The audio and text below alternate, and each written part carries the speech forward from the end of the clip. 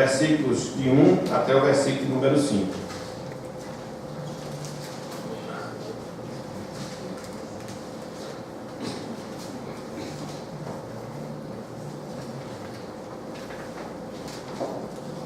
Todos abriram? Diz o seguinte a palavra de Deus. Romanos 5, versículos de 1 até o versículo número 5. Justificados, pois, mediante a fé, temos paz com Deus, por meio de nosso Senhor Jesus Cristo, por intermédio de quem obtivemos igualmente acesso, pela fé, a esta graça, na qual estamos firmes, e gloriamo-nos na esperança da glória de Deus. E não somente isto, mas também nos gloriamos nas próprias tribulações, sabendo que a tribulação produz perseverança, e a perseverança, experiência, e a experiência, esperança. Ora, a esperança não confunde, porque o amor de Deus é derramado em nosso coração, pelo Espírito Santo que nos foi outorgado. Até o versículo número 5, que o Senhor nos abençoe e que Ele aplique em nossos corações a sua santa e bendita palavra. Amém. Meus irmãos, conforme nós já falamos, e o fizemos, salvo engano, da última vez, quando nós estávamos considerando a primeira carta do apóstolo João, nós podemos observar dentro do cristianismo, nós podemos observar dentro da religião cristã a sua distinção, a sua diferença, quando nós comparamos com outras religiões, quando nós comparamos com outros grupos religiosos. E essa diferença marcante, e essa diferença distintiva entre o cristianismo bíblico, entre o cristianismo que é ensinado na palavra de Deus e as demais religiões, ela pode ser vista de várias maneiras, ela pode ser vista de várias formas. Dentre essas várias formas, dentre essas várias maneiras, existe uma bem peculiar, existe uma bem especial, que jamais nós devemos nos esquecer, que jamais nós devemos deixar de nos lembrar. Ou seja, a maneira, a forma como o cristianismo ele remedia, ele resolve o problema do pecado humano. E isto, quando nós falamos, e isto quando nós dizemos, não só em relação aos pecados presentes, que continuamente nós praticamos em nossas vidas. Vimos lá em 1 João que o apóstolo nos ensina, que a palavra de Deus nos ensina, que o sangue de Jesus nos purifica de todo pecado. Que nós temos um advogado junto ao Pai, Jesus Cristo justo, e Ele é a propiciação pelos nossos pecados. Então, já aí a gente percebe, já aí a gente entende a distinção, a diferença do cristianismo na maneira como ele trata, na maneira como ele remedia a questão do pecado, aqui em questão, os nossos pecados presentes. Mas não só isso.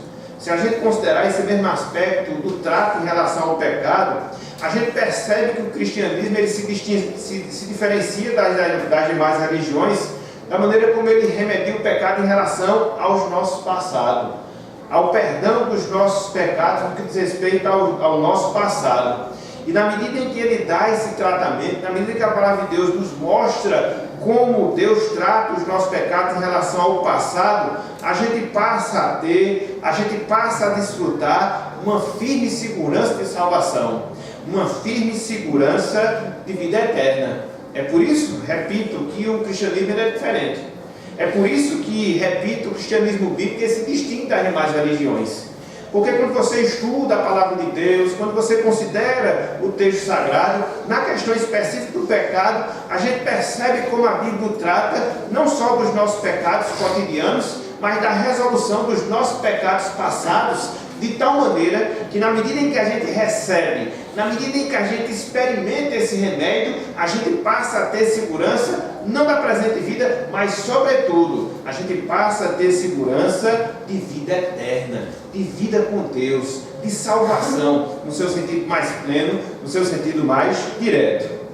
Nesse texto que nós acabamos de ler, Romanos capítulo 5, versículos 1 até o versículo 2, até o versículo 5, melhor dizendo, nós observamos o apóstolo Paulo terminando. Nós observamos o apóstolo Paulo concluindo o seu ensinamento sobre um tema muito importante, que está diretamente relacionado a isso que nós acabamos de dizer. Ou seja, Paulo aqui, ele está concluindo o seu ensinamento sobre aquilo que nós chamamos de doutrina da justificação.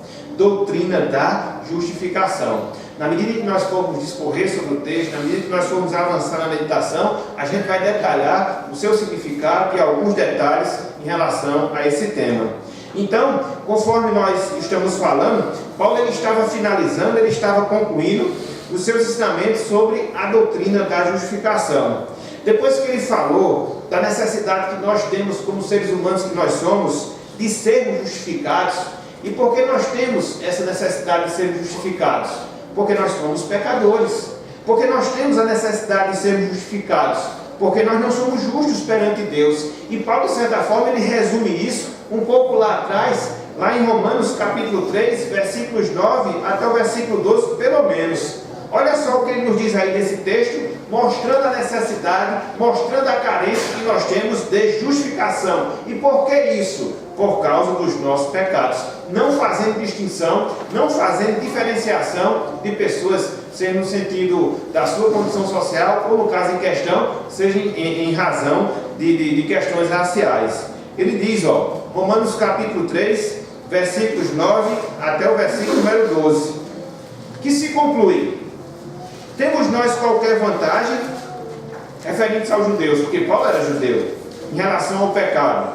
Não, de forma nenhuma, pois já temos demonstrado que todos, tanto judeus como gregos, estão debaixo do pecado, como está escrito: não há justo nenhum sequer, não há quem entenda, não há quem busque a Deus, todos se extraviaram, algumas se fizeram inúteis, não há quem faça o bem, não há nenhum sequer.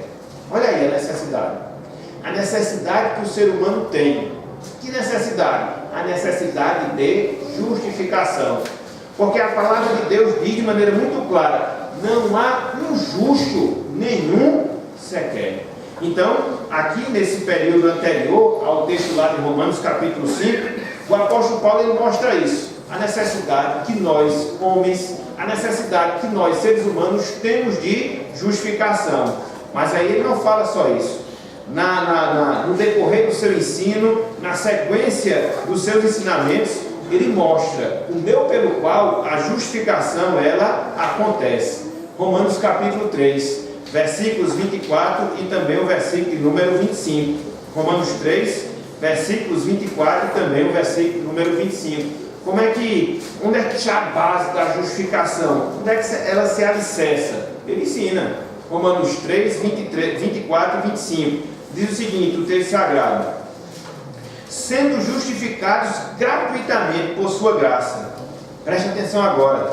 Mediante a redenção que há em Cristo Jesus, a quem Deus propôs no seu sangue como propiciação mediante a fé, para manifestar a sua justiça, por ter Deus, na sua tolerância, deixado impunes os pecados anteriormente cometidos. Então, qual é a base da justificação? O sangue de Cristo. Qual é a base da justificação? O sacrifício de Cristo. Então, perceba que o assunto ele é muito organizado, muito sistematizado na mente do apóstolo.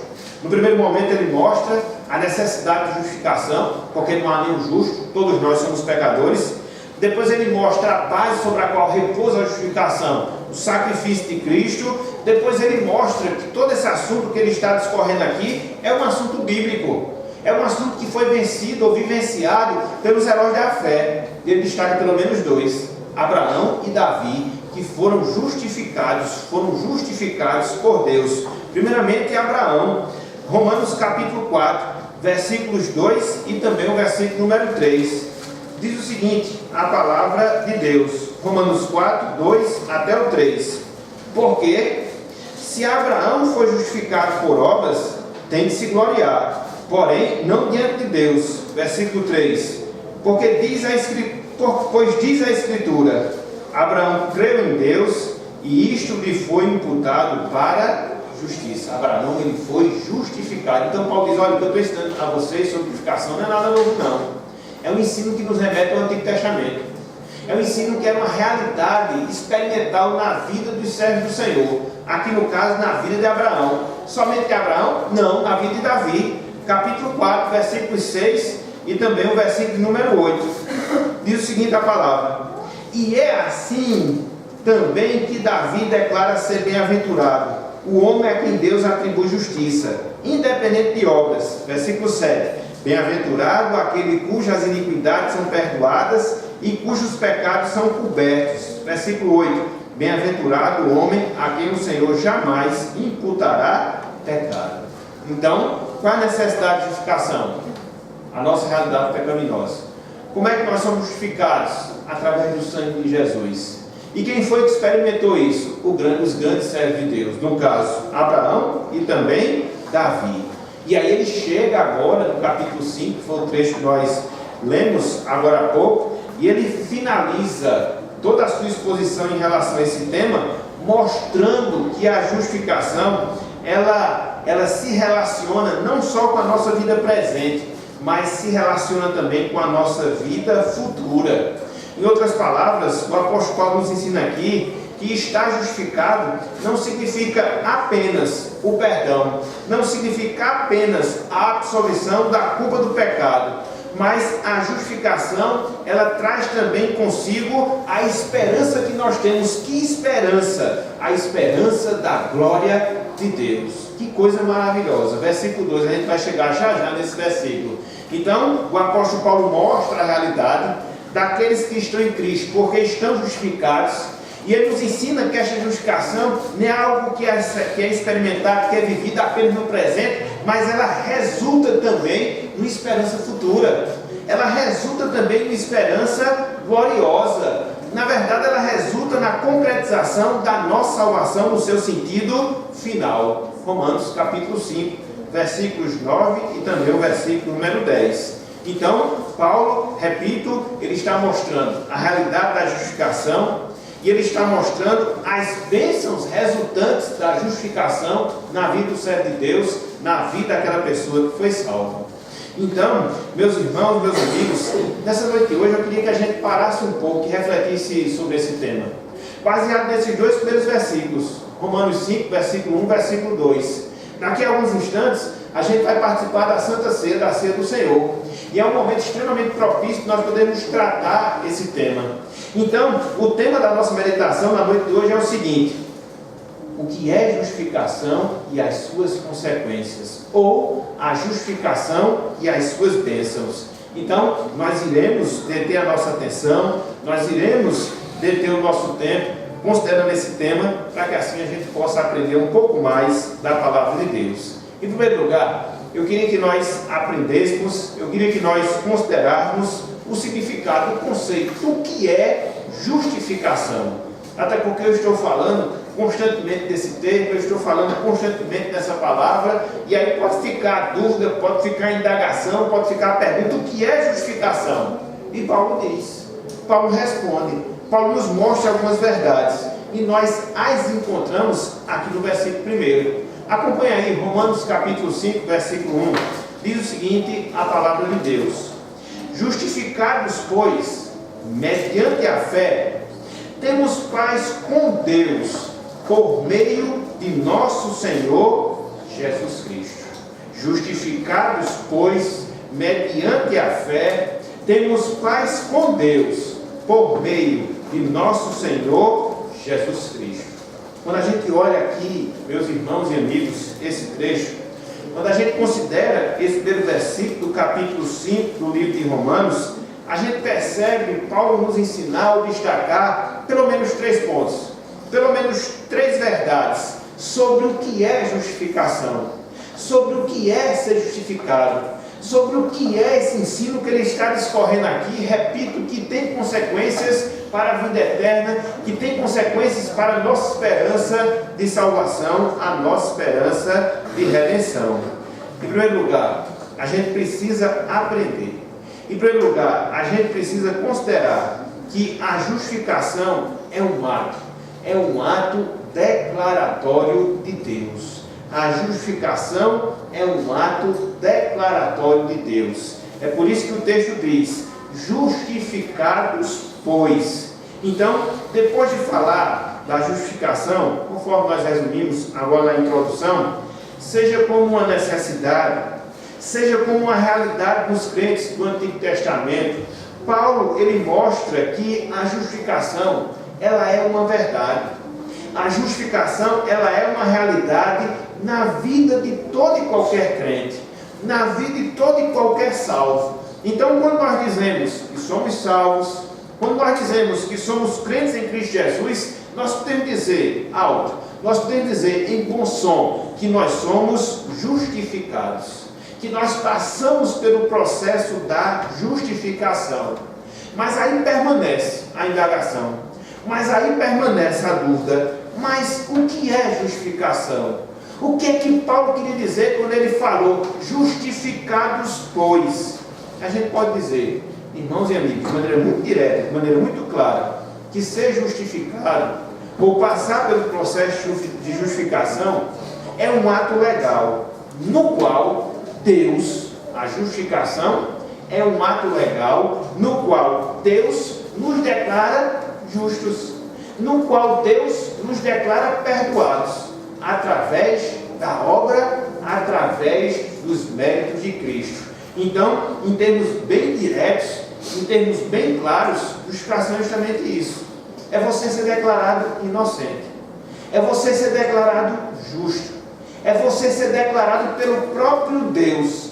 Não através daquilo que você fez ou daquilo que você deixou de fazer. Mas é você ser declarado justo, é você ser declarado perdoado, é você ser declarado absolvido pelos seus pecados por causa do sacrifício que Cristo fez pelos nossos pecados. Percebem o que eu acabei de falar? Que ser salvo é a mesma coisa que ser justificado?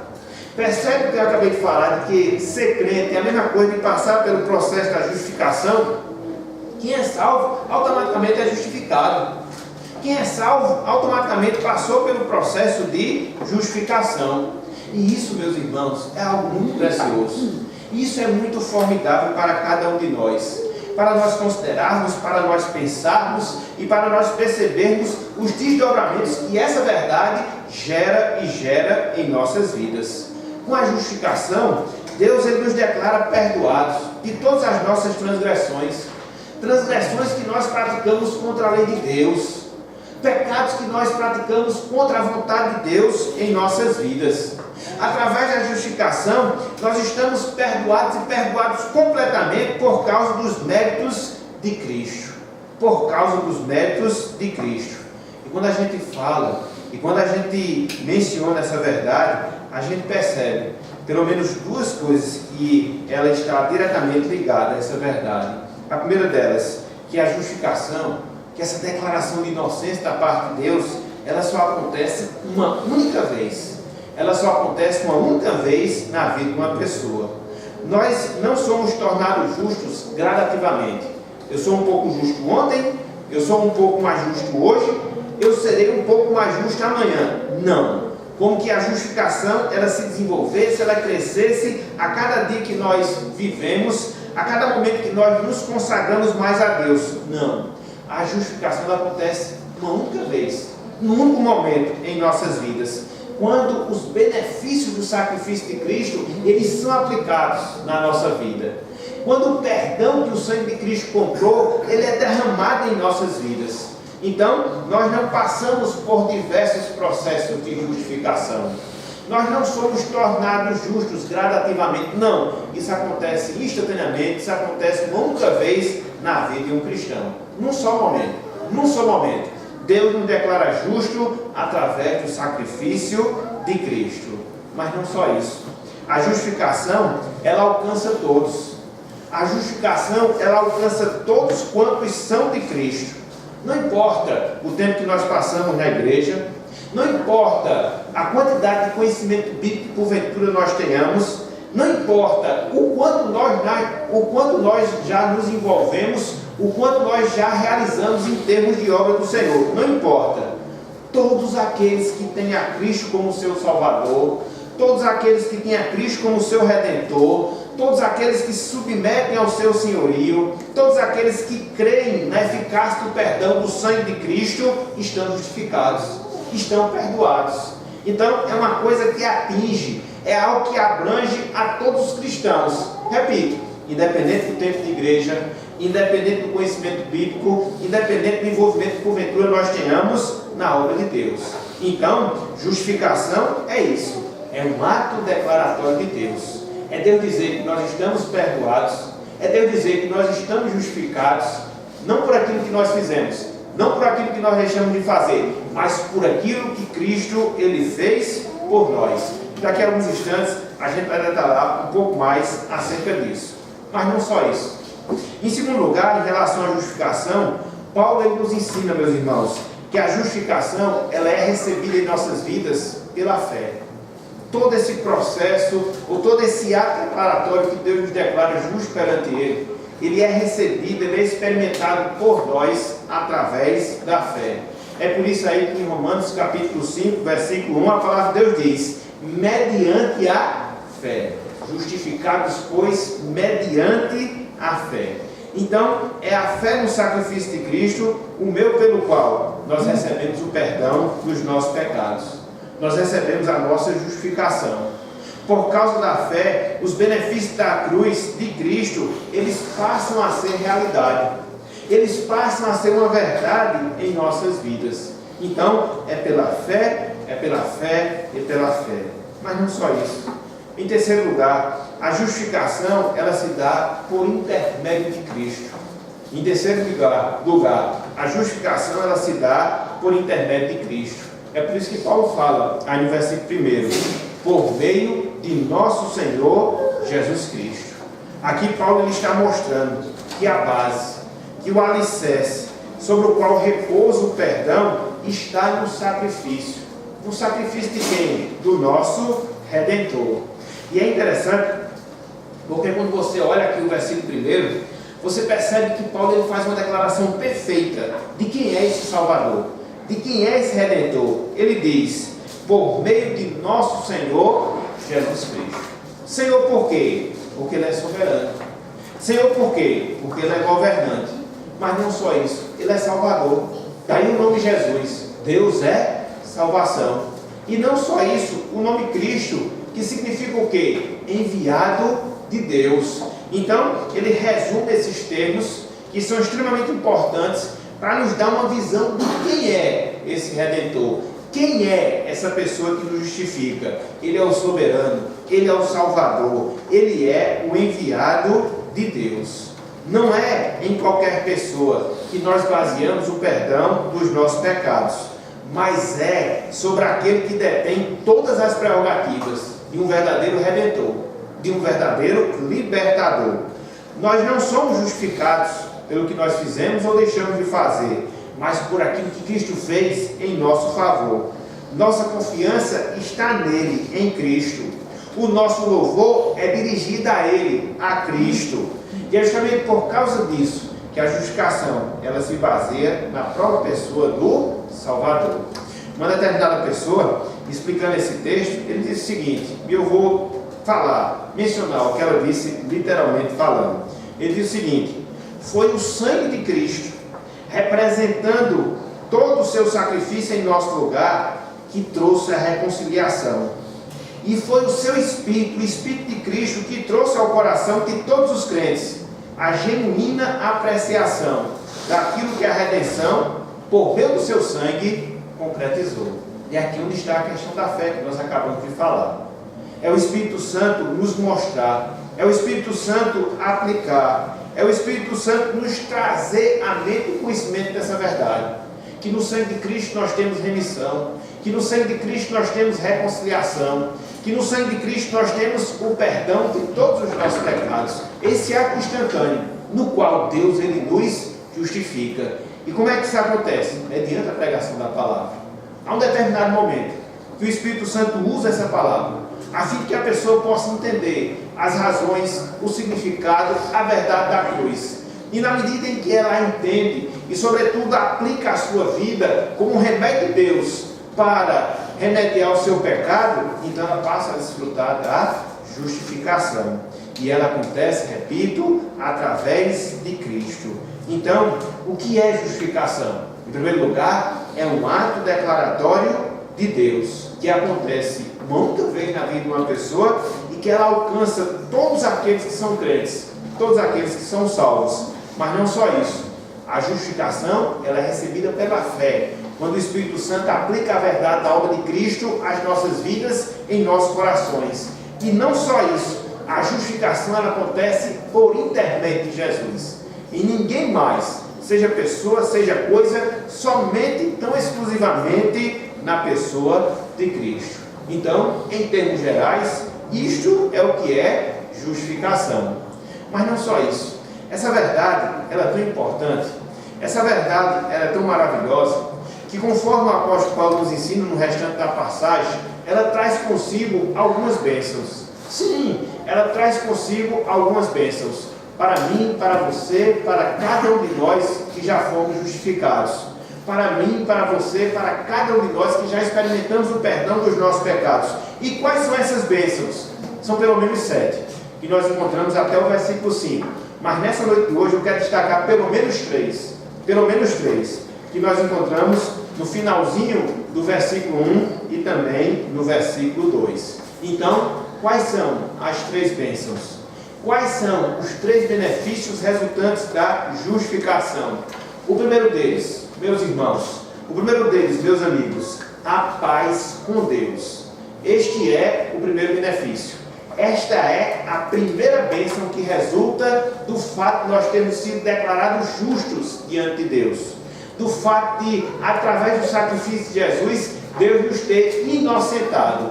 A primeira consequência, o primeiro resultado imediato que o texto nos ensina é que, primeiramente, nós temos paz com Deus. É o que a gente encontra no versículo 1, Romanos capítulo 5, versículo 1. O apóstolo Paulo diz, justificados, pois, mediante a fé, o que é que nós temos? Agora temos paz com Deus. Temos paz com Deus. Então, Paulo aqui, inspirado por Deus, nos diz que a paz com Deus é uma bênção que está ligada ao nosso passado. Nós passamos no passado a termos paz com Deus. Perceba que o apóstolo Paulo não está dizendo aqui que nós temos a paz de Deus, mas ele está dizendo aqui que nós temos paz com Deus. Não é um sentimento, mas uma mudança em nosso relacionamento com o Senhor. Uma mudança em nosso relacionamento com Deus. Antes, conforme o ensino da palavra de Deus, nós não só estávamos distantes, não só estávamos separados de Deus, mas antes de Cristo nós estávamos em conflito, nós estávamos em guerra contra Deus, por causa das nossas obras, por causa dos nossos pensamentos, por causa das nossas motivações. A palavra de Deus diz, meus irmãos, minhas irmãs, que antes da justificação se dar em nossas vidas, nós vivíamos em inimizade. Contra quem? Contra Deus. Se você olha Romanos capítulo 5, versículo 10, você percebe que essa é a verdade que Paulo destaca aqui, dessa nossa condição anterior. Que condição? De inimizade. Que condição? De conflito. Contra quem? Contra Deus. Olhem só aí, Romanos capítulo 5, versículo 10. Romanos capítulo 5, versículo 10. E percebam, se não era essa a nossa situação, se não era essa a nossa condição perante Deus, Romanos 5, versículo 10, diz o seguinte a palavra de Deus. Olhem só. Porque se nós, quando quem? Quando inimigos, fomos reconciliados com Deus mediante a morte do seu Filho, muito mais, estando já reconciliados, seremos salvos pela sua vida. Então o texto aqui é claro. A palavra de Deus aqui é direta. Ela mostra que ela mostra que uma pessoa que não experimenta a justificação, ela está em que condição, em que situação perante Deus? Uma situação de hostilidade, de inimizade. Então, foi por isso que nós dissemos, a paz com Deus que Paulo fala aqui, não é um sentimento, mas uma mudança de relacionamento. Esse relacionamento marcado por hostilidade, transformou-se em um relacionamento que é marcado agora pela amizade. E isto só foi possível mediante o quê? Mediante a morte de Jesus Cristo. Ou seja, Deus, Ele sacrificou seu Filho a fim de nos reconciliarmos com Ele. Deus, Ele toma a iniciativa. Deus, Ele reativa a comunhão com o homem através de quê? Através da morte do seu Filho. É por isso que hoje nós estamos em paz com Deus. Porque antes nós estávamos em guerra, antes nós estávamos em conflito, antes nós estávamos em inimizade contra Deus, através das nossas ações, dos nossos pensamentos, das nossas motivações, que sempre contrariava a santa vontade de Deus para as nossas vidas. E transgredíamos de maneira deliberada, afrontando assim a santidade de Deus. Mas graças a Ele, graças a Deus que a situação ela foi mudada. Graças a Deus que esse relacionamento ele foi transformado. E aquilo que era inimizade, agora passou a ser amizade. Um determinado autor, em relação a essa mudança, ele diz o seguinte: todas as religiões se esforçam para reconciliar o homem com Deus. Essa paz, contudo, não é fruto do esforço que o homem faz, mas é fruto do sacrifício que Cristo fez. Pela morte de Cristo, fomos reconciliados com Deus. Agora, conclui o autor, temos paz com Deus. Louvado seja o Senhor por causa disso, meus irmãos. Essa é uma realidade da nossa vida. Houve essa mudança, houve essa transformação, e ela resulta de quê? Resulta da justificação. Se antes nós éramos inimigos, se antes nós nutríamos essa inimizade com Deus por causa das nossas ações, por causa dos nossos pensamentos, por causa das nossas motivações, que eram pecaminosas aos olhos de Deus, mas na medida em que o sangue de Cristo, o sacrifício de Cristo, ele é ofertado em favor dos nossos pecados, aí a situação muda. O conflito ele deixa de existir. Há o levantamento da bandeira da paz. E aí nós passamos a ter paz com Deus. Passamos a ter paz com Deus. Então, quando eu sou justificado, qual é a primeira bênção que eu experimento? A primeira bênção que eu experimento é de paz com Deus. Mas será que é somente essa? Não, não é somente essa. Quando você volta a sua atenção para o texto, agora para o versículo 2, você consegue enxergar pelo menos mais duas bênçãos que resultam da nossa justificação. A segunda delas, nós passamos a ter acesso à graça. Nós passamos a ter acesso à graça divina. Veja isso, não é isso que nos ensina o versículo 2? Romanos 5, versículo 2. Olha só o que nos diz aqui a palavra de Deus. Veja aí, Romanos 5, versículo 2. Ele vem falando de Cristo, né? Que nos justificou, por intermédio de quem obtivemos igualmente acesso pela fé. A quê? A esta graça, na qual estamos firmes. Então aqui, meus irmãos, Paulo aponta para uma bênção que representa, uma bênção que representa caráter presente, caráter contínuo. A paz com Deus, conforme nós vimos, nos remete ao passado. Quando a inimizade que nós tínhamos contra Deus, ela foi resolvida.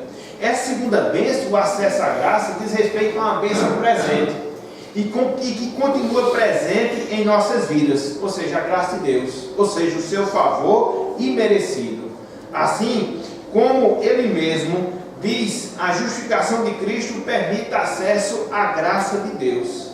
Na medida em que eu sou justificado, eu tenho justamente acesso a essa graça.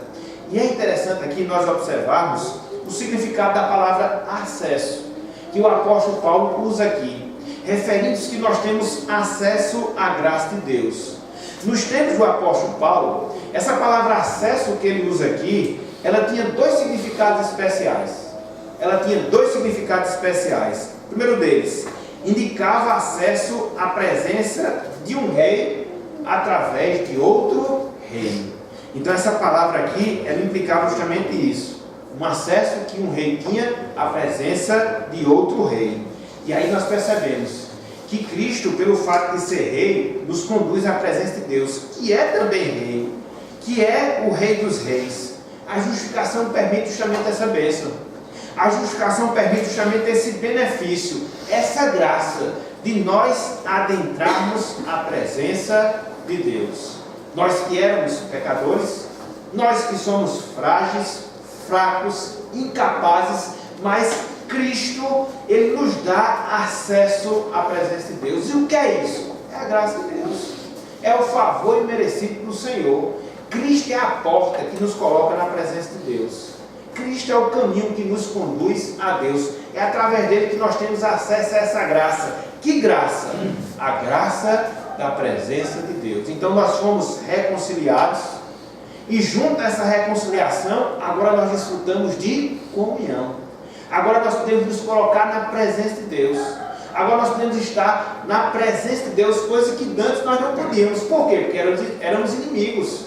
Então, a graça de Deus diz respeito justamente a essa bênção. Que nós experimentamos hoje, que nós experimentamos agora e que iremos experimentar ao longo de toda a nossa vida. O privilégio da presença de Deus.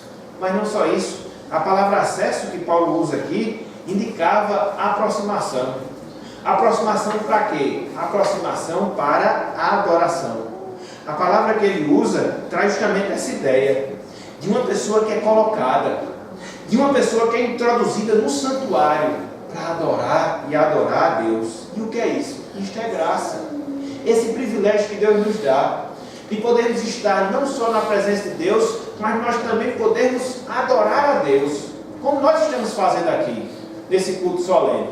Ao escutar a sua palavra, ao estarmos aqui participando do culto, é o privilégio que Deus nos dá.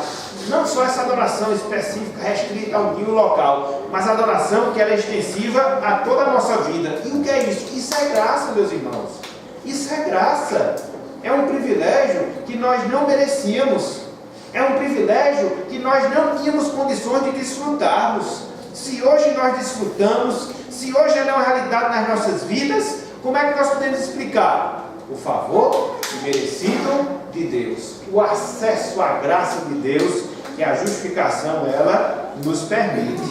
Então, o crente justificado, não só ele tem uma audiência com o rei, mas também o crente justificado, ele se coloca na presença desse rei, a fim de poder adorá-lo, e adorá-lo continuamente.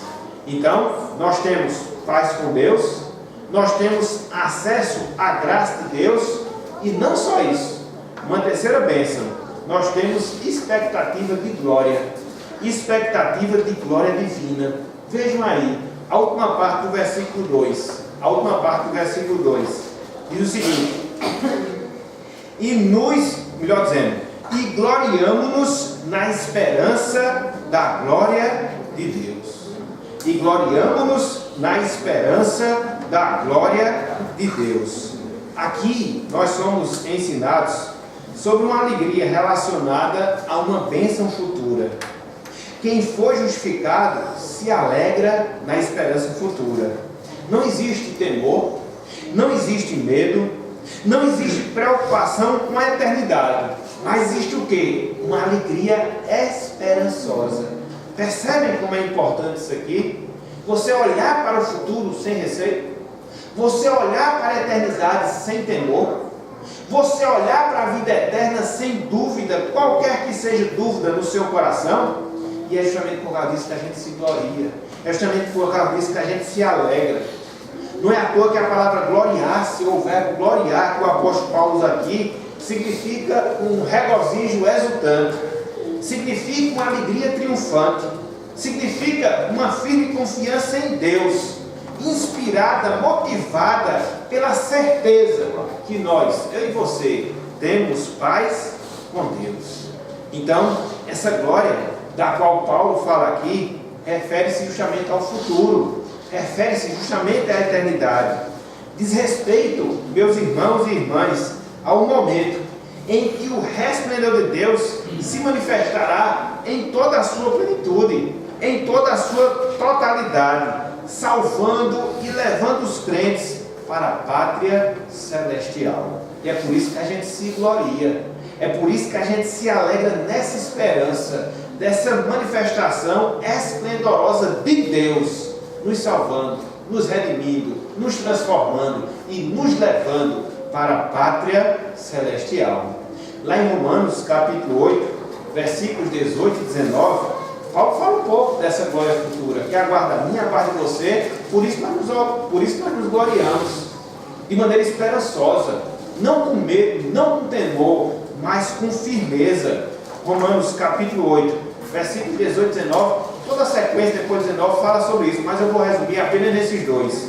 Diz o seguinte, olha só, Romanos 8, versículos 18 e 19. Porque para mim, dizia Paulo, Romanos 8, 18 e 19. Porque para mim, tenho por certo que os sofrimentos do tempo presente não poderão ser comparados com o quê? Com a glória a ser revelada em nós. Que glória é essa? É a glória futura. É a consumação da nossa alma. É a nossa ida à pátria celestial. Versículo 19. A ardente expectativa da criação aguarda a revelação dos filhos de Deus. Então Paulo se gloriava justamente disso. Ele tinha essa expectativa, ele tinha essa esperança de quê? Da glória divina. Então quando você olha aqui para esses dois versos, você percebe três bênçãos. Três bênçãos resultantes de quê? Da nossa justificação. Primeira delas, nós temos paz com Deus. Segunda delas, nós temos acesso à graça de Deus. Terceira delas, nós temos esperança, expectativa da glória eterna. É interessante que cada uma dessas bênçãos, elas se situam em um determinado momento da nossa vida. Nós vimos que a paz com Deus, ela se refere a quê? Ao nosso passado. Nós vimos que a graça de Deus, ela se refere a quê? Ao nosso presente. Nós vemos que essa expectativa gloriosa se refere a quê? Ao nosso futuro. Então são três bênçãos diferentes e elas se encaixam num determinado momento da nossa vida. Antes nós éramos inimigos de Deus, daí nós fomos reconciliados, agora nós temos paz com Deus. Antes nós não desfrutávamos da comunhão com Deus, pelo fato de nós termos sido reconciliados, hoje nós temos comunhão com Deus. Então, uma vez que eu tenho paz com Deus, uma vez que eu tenho comunhão com Deus, o que é que eu aguardo para o futuro? A esperança. De que maneira? Alegre, resultante. Então, essas três coisas, essas três bênçãos, elas estão diretamente relacionadas àqueles que são justificados por Deus. Que grande bênção, meus irmãos, é nós sermos justificados por Deus. É justamente por causa disso que se tem um assunto, se tem um tema que a gente tem que considerar, falar, relembrar, um desses assuntos é a justificação. O fato de nós termos sido declarados justos. O ato em si, aquilo que ele implica, bem como os seus desdobramentos. Quer seja no nosso passado, quer seja no nosso presente, quer seja no nosso futuro. Então aqui você encontra o que é justificação, aqui você encontra algumas bênçãos da justificação e na sequência do texto, versículos 3 até o versículo 5, você vai encontrar pelo menos quatro outras bênçãos da justificação. Não vou entrar nelas hoje, por causa do tempo, mas Deus assim permitir, em outro momento, nós iremos considerá-la, para que a gente possa entender, para que a gente possa aprender essa verdade nas nossas vidas. Mas aí fica a pergunta, diante disso, o que é que a gente pode aprender? Diante disso, o que é que a gente pode aplicar para as nossas vidas? Separei aqui algumas coisas para nós refletirmos nessa parte final da nossa meditação. A primeira delas, meus irmãos, minhas irmãs, nós podemos agora, diante disso que nós ouvimos, diante disso que nós aprendemos da palavra de Deus, nós podemos descansar agora no perdão dos nossos pecados, pois a base na qual este perdão repousa, ela é segura, ela é eterna. E qual é essa base? O sangue de Cristo. O sangue que já nós iremos tomar quando nós estivermos participando da Santa Ceia do Senhor. O que foi que nós fizemos com os nossos pecados? Nada. Cristo fez por nós. E o que foi que Cristo fez? Pagou. E o que foi que Cristo fez? Extinguiu a conta. E fez de uma vez por todas. De maneira que eu, você, cada um de nós e todos nós não estamos mais em débito com o Senhor. Antes nós estávamos, porque Deus requeria algo e nós fazíamos outra coisa bem distante daquilo que Ele requeria, que aí estávamos sempre em débito com Deus, mas graças a Ele, que através do sangue de Cristo, a nossa conta, o nosso débito, ele foi quitado. E foi como? De maneira total. E foi como? De maneira completa. E foi como? De maneira absoluta. Hoje nós podemos dizer que nós estamos perdoados. Hoje nós podemos dizer que estamos seguros quanto à nossa salvação. E daqui a alguns instantes a gente vai celebrar a Santa Ceia do Senhor, que é o momento no qual a gente vai poder relembrar essa verdade, que a gente vai poder guardar cada vez mais nos nossos corações, e de termos essa certeza, essa convicção, que todos os nossos pecados, todos eles, foram perdoados. Pecamos ainda? Com certeza pecamos. E nós temos o recurso do sangue de Cristo, que é a propiciação pelos nossos pecados. Nós só temos esse recurso hoje, porque lá atrás, Cristo nos justificou com o seu sangue, com o seu sacrifício. Então, podemos descansar, não precisamos fazer nada. Penitência, obra de caridade ou quaisquer outras coisas. De que nós precisamos de fato? E que de fato foi realidade na nossa vida? O sangue de Cristo. Não somente, exclusivamente, o sangue de Cristo. É a primeira coisa. A segunda, nós, meus irmãos, minhas irmãs, podemos desfrutar da presença de Deus agora. Nós podemos desfrutar da presença de Deus para sempre. A comunhão com Deus é um privilégio de quem foi em Cristo Jesus justificado. Louvado seja Deus por causa disso. Esse é outro privilégio que a gente não pode esquecer jamais, conforme nós destacamos na nossa meditação. Podemos desfrutar da presença de Deus. Devemos desfrutar da comunhão com o Senhor, porque esse é o resultado natural de quem foi perdoado. Esse é o resultado natural de quem foi justificado. Essa comunhão com Deus, ela começa agora. E ela vai se aprofundando, até que ela se complete totalmente na eternidade. E como é que eu desfruto da comunhão com Deus hoje? Através de oração. E como é que eu desfruto da comunhão com Deus hoje? Através da sua palavra. E como é que eu desfruto da comunhão com Deus hoje? Através de uma vida de obediência. Então, na medida em que você une esses três elementos, na medida em que você une esses três fatores, você está desfrutando dessa comunhão com Deus. Por quê? Porque você foi justificado. E ela vai se aprofundando até o instante em que ela será consumada. Quer seja através da nossa morte, quer seja através do retorno de Cristo para buscar a sua igreja. Mas por que nós temos essa esperança? Por que nós temos essa segurança? Porque lá no passado nós fomos reconciliados com Deus através da sua justificação. É a segunda verdade. A terceira, meus irmãos, minhas irmãs, hoje nós podemos nos alegrar. Nós podemos nos alegrar com a redenção final da nossa alma. Por quê? Porque ela está cada vez mais próxima do que nunca. A redenção da nossa alma está cada vez mais próxima do que nunca. Por isso nós podemos e devemos nos alegrar com a redenção final e plena da nossa alma. A vida do cristão não é marcada pela alegria por aquilo que temos e somos em Cristo. Não somente, mas também por aquilo que nós seremos, por aquilo que nós teremos em Cristo Jesus. E o que é que nos aguarda?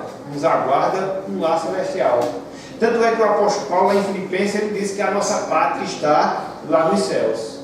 A cada momento que nós passamos, a cada dia que nós vencemos, esse momento ele está se aproximando. Isso não pode retroagir, não pode retroceder jamais. Estamos caminhando irremediavelmente para este fim, para esta finalidade.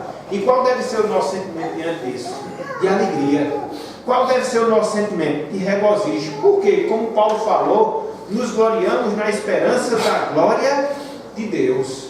Então, essa expectativa, essa certeza da eternidade é que deve encher os nossos corações com esse sentimento. E saber que é uma contagem regressiva. E saber que nós não podemos voltar mais atrás, porque Deus assim determina. E que nós estamos nos aproximando a cada dia, a cada instante, desse encontro definitivo, total e pleno com o Senhor. A Santa Ceia também nos remete para isso. Ela nos remete para o passado, ela nos remete para o presente e também nos remete para o futuro. Está se aproximando.